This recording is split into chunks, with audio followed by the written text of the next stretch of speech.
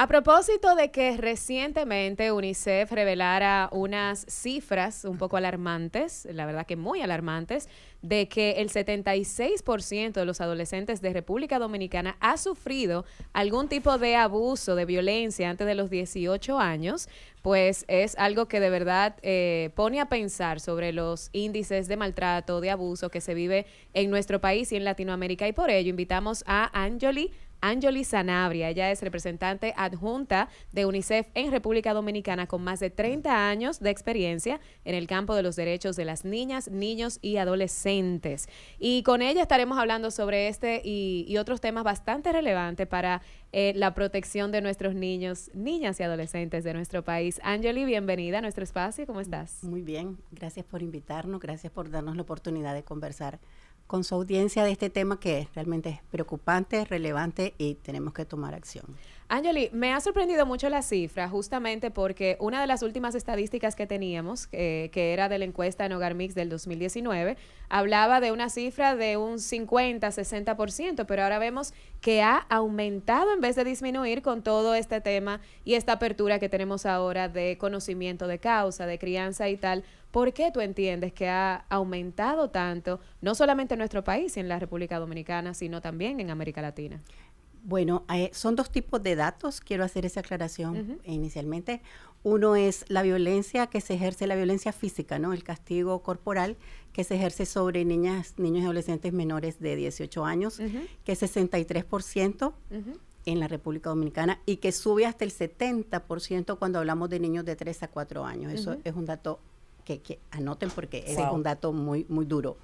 Y lo otro es de las chicas, el del 70%, de las chicas que reportaron algún tipo de abuso sexual, que es otro tipo de violencia diferente. Si sumamos esos datos, tenemos un panorama sumamente preocupante que no mejora, como has dicho, sino que está o estancado o va en incremento, porque lo que tenemos que decir es que la violencia está normalizada en el país y en América Latina y en el mundo, ¿no? En general. Anjoli, eso que dices de que la violencia está normalizada, y estoy sumamente de acuerdo. Quiero entender, ¿qué considera UNICEF violencia en el hogar? ¿Qué ustedes entienden por violencia en el hogar? Entonces, voy a darles la definición del Comité de los Derechos del Niño, que es como la estándar para el mundo, que lo define como cualquier castigo en el que se utilice fuerza física y se pretenda causar algún grado de dolor o incomodidad, por leve que sea. O sea, cualquier cosa que sea intencionadamente para causar dolor o incomodidad en un niño o niña o en una persona de la familia se considera violencia en el hogar. Yo sé que en ninguno de los casos de violencia, primero vamos a estar de acuerdo. Pero nosotros hemos visto también cómo intentamos hacer ojo, no estoy de acuerdo con la violencia como tal, pero hablo en el caso de América Latina, así como se dice que se ha normalizado la violencia en América Latina, en República Dominicana que lo vemos aquí normalizamos, te voy a dar una pela, te voy a dar, a usted lo que hay que darle dos nalgas, eso así, pero estamos frente a una juventud que ha sido y ha ido evolucionando también con la falta de respeto a los padres. Yo vengo de una juventud, en el caso mío, que cuando yo era niño y cuando era adolescente, a mí solamente me tenían que mirar, pero era por un miedo a una violencia posterior. Entonces, hemos visto cómo queremos criar niños, niñas, adolescentes, con una crianza responsable, de verlo haciendo una rabieta, de romper algo y decirle, no, yo sé que estás molesto, sé que estás. Y luego terminamos pagando unas consecuencias de jóvenes que terminan mandando a los padres o diciendo lo que tienen que hacer los padres o no respetando a los padres. Frente a esto, y dicho esto, también desde UNICEF se hacen estudios o se hacen también y se le brinda algún tipo de ayuda psicológica tanto a los padres como a los niños para que este tipo de cosas puedan mediar o bajar el nivel de violencia que hay? Claro, me encanta tu pregunta porque creo que es lo que piensa, o sea, sobre las creencias sobre las que se construyen, ¿no? Lo que luego termina siendo una norma o una práctica cultural. ¿Qué pasa? Tenemos estudios de más de 50 años, más de 300 estudios, que se han hecho sobre la correlación entre castigo físico y comportamientos, digamos, deseables o tener una disciplina hacia los niños y niñas. Y no hay ninguno de esos estudios que demuestre que el castigo físico tenga un beneficio para los niños.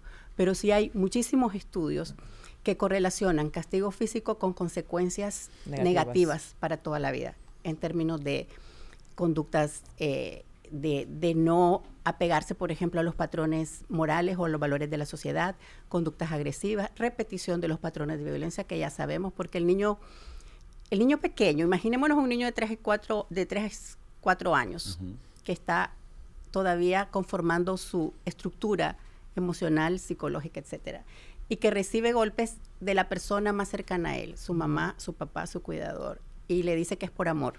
O sea, porque te quiero, te castigo.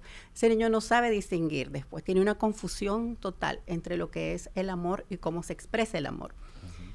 Probablemente en el futuro, cuando sea un adulto, puede repetir ese patrón porque dice, lo que dice, ¿no? En la te violencia. Pego porque te amo. Sí, te pego porque te amo. Entonces, esa es una nada más de las consecuencias. Tiene impactos en el rendimiento académico, impacto en la madurez emocional de los niños, tiene impacto en el aprendizaje. Entonces, no hay ninguna evidencia del beneficio, insisto, pero sí hay evidencias claras de toda la carga negativa que puede tener la violencia física. Y yendo a tu pregunta, también se ha demostrado que el principal antídoto para cambiar esos patrones son pautas de crianza diferentes. No es no poner límites. Nosotros repetimos la forma en que nos educaron porque es lo que sabemos. Decían los señores, ningún niño viene con un manual bajo el brazo. Así es. Y es verdad. ¿Y qué es lo que nosotros tenemos como recurso? ¿Cómo nos educaron a nosotros?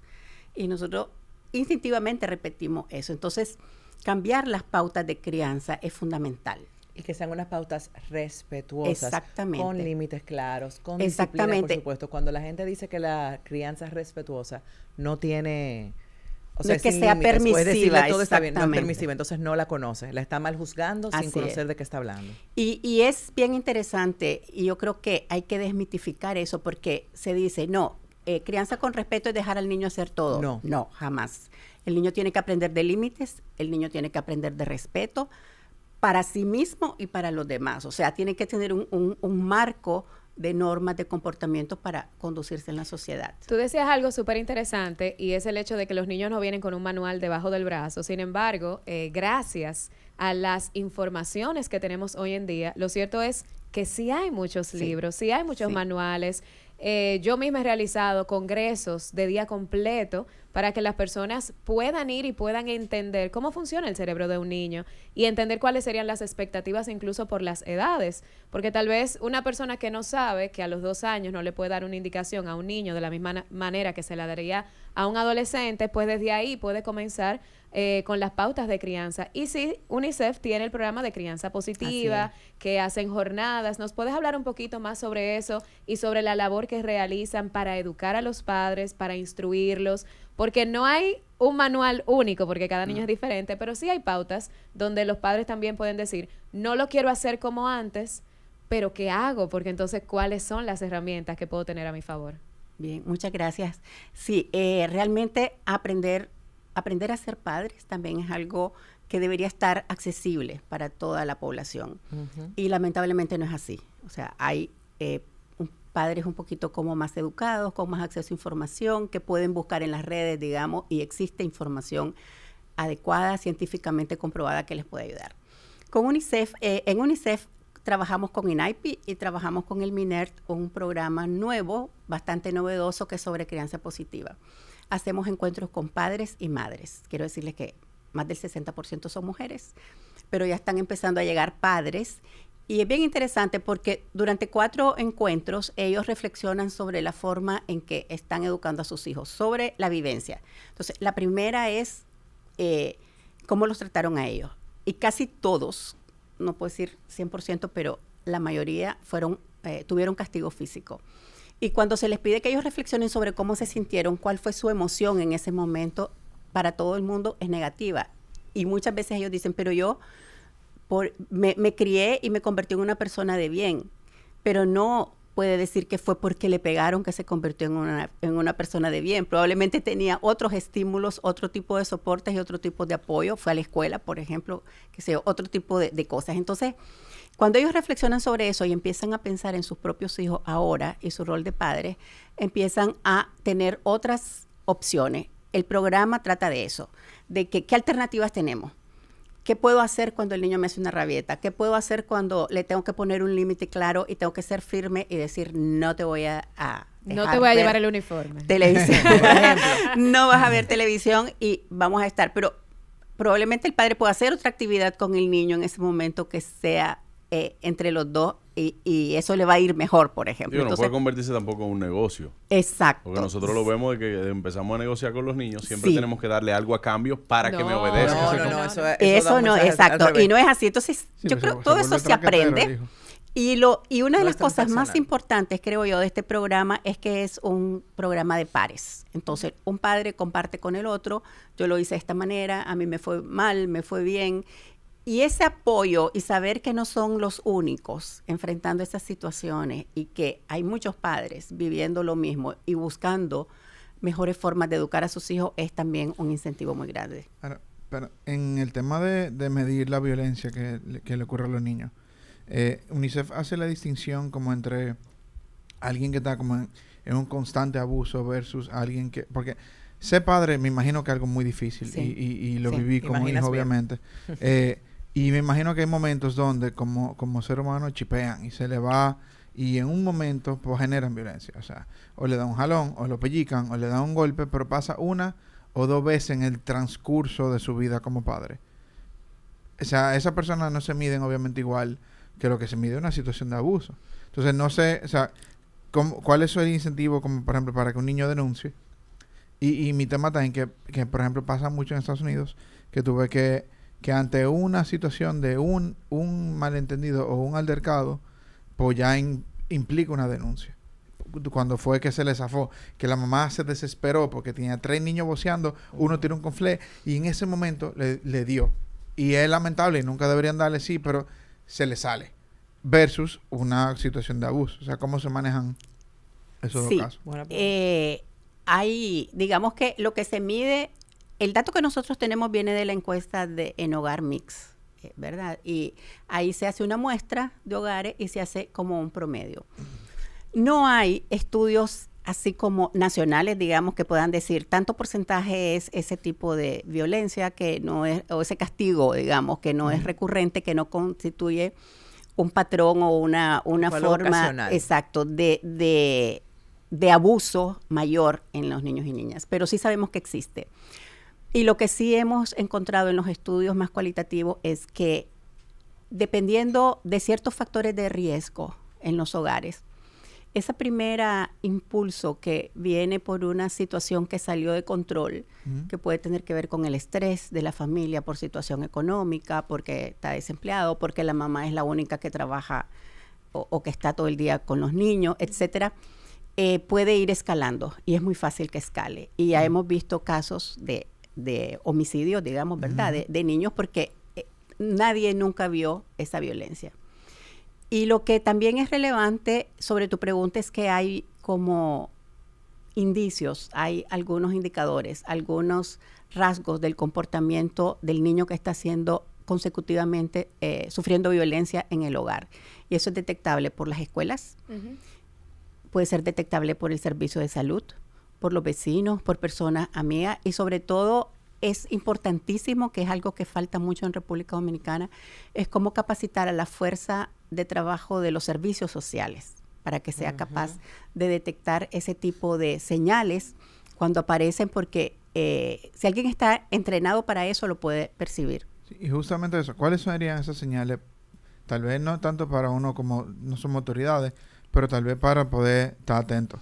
O sea, hay veces que el abuso sucede frente a uno y uno no lo nota.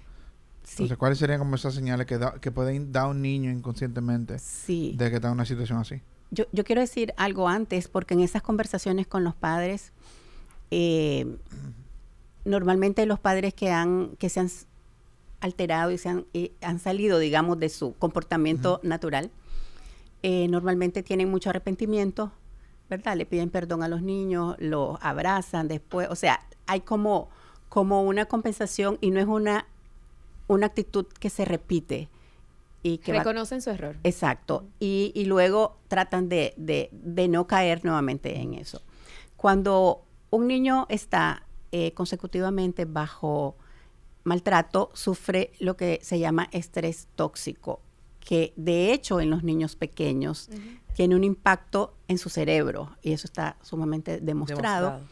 Que las conexiones neurológicas que se van desarrollando en las edades tempranas no son iguales para un niño que ha estado bajo este tipo de estrés que un niño que ha estado rodeado de cariño, de estímulo, de comprensión, etcétera.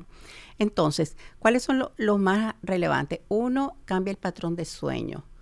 Los niños que están bajo este tipo de estrés, entonces no duermen bien, porque están nerviosos, están alterados, y eso lo puede notar el maestro, por ejemplo, cuando un niño tiene menos energía en la escuela porque está cansado, no ha descansado bien. Cambian los patrones de alimentación, no quieren comer o quieren algunas comidas o están más apáticos. Normalmente lo que más ocurre también es como cierta apatía, cierto temor, están más irritables también algunas veces. Entonces, lo más importante para las personas más cercanas es el cambio. Cuando un niño cambia de repente su comportamiento habitual, supongamos que es súper activo y de repente está más retraído, más triste, eso algo le pasa. O a la inversa, ¿no? Eso iba a decir. Sí. Puede que estén hipervigilantes o puede que estén más agresivos y reactivos. Aquí hay un tema también, un asunto de violencia, y ese tipo de violencia que es intrafamiliar y todo eso, ya sea por abuso ahorita tocábamos el tema del abuso sexual, pero vamos a la violencia física. Nosotros vivimos un país en crisis y es bueno que sepamos, somos un país tercermundista, pero que está en vías de desarrollo, años luz, pero siempre la violencia ha estado ligada a las crisis. Mientras más crisis hay, por ende más violencia hay por un asunto de impotencia, lo que sea. Y nosotros vivimos en un país que mientras más pobres son, más muchachos tienen. O sea, aquí vemos personas que no producen ni 10,000 pesos al mes y tienen 6 hijos. Este tipo de cosas también se convierten en violencia. Una impotencia, 6 muchachos, uno pidiendo leche, otro pidiendo que merienda. Y por ende también, por eso ahorita le preguntaba que si tienen algunos planes también, tanto psicológicos para el niño como para la madre. En el caso, no sé si usted es madre, y me disculpa. Soy madre. Entonces, me gustaría hacerle una pregunta, y no entrando en el término personal, porque no quisiera hablar con la persona profesional, sino quisiera hablar con la madre. Está bien. En esos casos de desesperación, porque todos pasamos por ahí. Yo soy padre y todos pasamos por un caso de desesperación. Gracias a Dios nunca he tenido nunca he tenido el motivo para pegarle a mi hija, pero sí de hablar fuerte. Te felicito. Yo soy de los que cuenta. Ella no sabe por qué yo le cuento, pero ella y tú nunca llegabas a 3. Vete a bañar. A la 1. ¡Frum! Está bañando. Tú mismo no sabes qué tú vas a hacer si tú llegas a 3. No, exacto. ¿Qué voy a hacer? Tú estás jugando póker con ella. Pero te está hablando una persona también que no le dieron. Mi mamá me mandaba una chancleta atrás, me mandaba... ¿Y por qué tú no le das? ¿Eh? ¿Por qué tú no le das? No, primero mi hija tiene 4 años. Eso es lo primero, tiene 4 años. El tener que darle a mi hija, pero yo soy de lo que digo, que si mi hija llega a la adolescencia y me falta el respeto, yo no sabría si yo también no, para serte honesto, claro que sí. Para serte honesto, porque a mí era lo que te digo, mi mamá me mandaba una chancleta atrás y hoy en día yo me considero un ente que respeta y no ve el amor como dar un golpe. Pues yo sería incapaz de pegarle a una mujer. ¿Tú me entiendes? Sería incapaz de pegarle a una mujer. Ahora, de que si hay otro hombre que me quiere faltar respeto y que usted entiende que vamos a llegar al punto de la violencia, ya me defiendo. El punto de esto no es el cómo yo soy frente a la sociedad, sino que soy de los que entiende, con todo el respeto que me merece UNICEF, usted como profesional también, de que quizá utilizar la fuerza como padre una vez al año no hace daño. No voy a promover la violencia como siempre, pero un adolescente, a los niños no. Porque a los niños tú tienes que irlo instruyendo. Pero un adolescente que como y se lo digo con tanta efervescencia, porque yo vi de estos propios ojos a un joven de 14 años pegarle a su mamá porque ella no quería darle el celular. No, pero eso es una locura. Y eso, que entonces la madre empieza a llorar y le pregunta a la amiga de ella, señores, yo le estoy diciendo porque lo presencié. La amiga de la madre le pregunta, pero ¿por qué tú no le das un tabanón a ese muchacho? Y lo que dice ese muchacho, yo nunca le he dado, en mi casa es lo que se ha hecho, que se le ha dado todo. Y yo, si se daña una me da otra reacción de que, primero, no se lo puedo dar todo. No. Segundo, no puedo entenderte en todo lo que te pasa como rabieta de niño, porque también tus hijos se están criando con otros niños en el colegio. Mi hija a veces llega con unas respuestas ante situaciones que yo digo, eso no lo he enseñado en mi casa, pero no podemos controlar su entorno. Entonces, por eso le digo, y quisiera hacerle una pregunta como madre, para yo también aprender en ese sentido, si me toca, ¿cómo se maneja en este tipo de crisis con los adolescentes, con los niños y todo eso? Bueno, gracias por esa pregunta. Yo fui mamá hace muchos años y yo hubiera querido que hubiesen redes sociales y todos los grupos de ayuda y de pares que ahora existen. En mi tiempo no había nada de eso. Pero yo tuve dos ventajas. Uno, que en ese tiempo había la preparación para el parto sin dolor del método Lamaze, no sé si ustedes recuerdan, que es una técnica de respiración. Usa mucho la meditación como técnica para controlar el dolor para el parto natural. Entonces yo tuve eso y eso me ayudó muchísimo en toda mi vida. Me ha ayudado, número 1. Y número 2, me cayó un libro por pura casualidad que se llamaba Padres Perfectos, Hijos Perfectos. Lo tengo. Ese libro es fantástico porque ese libro dice que no hay un buen padre o un mal padre. Solo hay un padre que ama y que si ama, entonces va a querer lo mejor para sus hijos. Y yo personalmente puedo decir, no se hablaba de pautas de crianza, no se hablaba de disciplina positiva ni negativa, pero yo nunca le pegué a mis hijos porque siempre tuve esa como la curiosidad y la intención de poner límites y de ir construyendo con ellos su propio camino. Después tuve críticas de mis propios hijos, quiero decir. Y mi hija me dice, ahora mi hija es una adulta y tiene sus propios hijos, y me dice, mamá, vos fuiste más amiga que mamá. Y yo hubiera querido en algunos momentos tener más a una mamá como mucho más... autoritaria. Sí. Y entonces yo me quedo pensando, ve qué interesante. Pero ella me lo puede decir porque yo crié en ella esa autonomía y crié en ella desarrollé en ella esa visión. Entonces, para concluir, no es fácil. Y yo creo que siempre nos vamos a equivocar.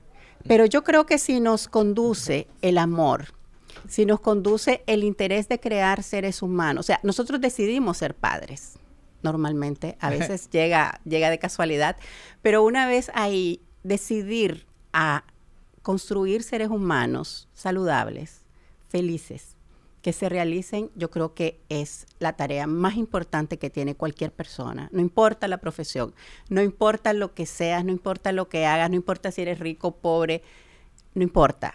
Es nuestra responsabilidad más importante. Y yo creo que se puede. Sí se necesitan políticas públicas, porque quiero ir al tema que me parece fundamental que tocaste. Hay familias que no tienen ni los recursos que nosotros tuvimos. Ese libro me cayó a mí porque yo estaba, o sea, soy de un grupo privilegiado que tenía acceso a eso, pero la mayoría de las familias más pobres que están ganándose la vida, la señora que está trabajando en la casa de alguien cuidando a los hijos de otra persona, el señor que está con el motor que va por la calle todos los días arriesgando la vida. Entonces, esas personas, imagínense el estrés que tienen cada día. Entonces, ahí entran las políticas públicas, entran los programas sociales que pudiesen llegar a esta familia. De hecho, nuestro programa de pautas de crianza, de crianza positiva, es para esas familias. Y se puede empezar a trabajar para que esas personas tengan acceso a la información, a estos programas, y que tengan acceso a salud mental, que es el otro tema al que te referías, porque hay muchos factores de riesgo y el estrés. Las familias más pobres que no tienen recursos económicos, los hogares monoparentales donde las mujeres tienen 3, 4 hijos, no tienen un marido que les ayuda, las hijas mayores cuidan a los niños pequeños, que también están a su vez estresadas porque ya están asumiendo responsabilidades de adultos. Entonces todo eso madre con 14 tiene que cambiar. Entonces lo que quiero decir es una solución integral. La tasa de natalidad está bajando un poquito en República Dominicana. no necesariamente en los hogares más pobres, ¿verdad? Pero cada vez se tienen menos niños.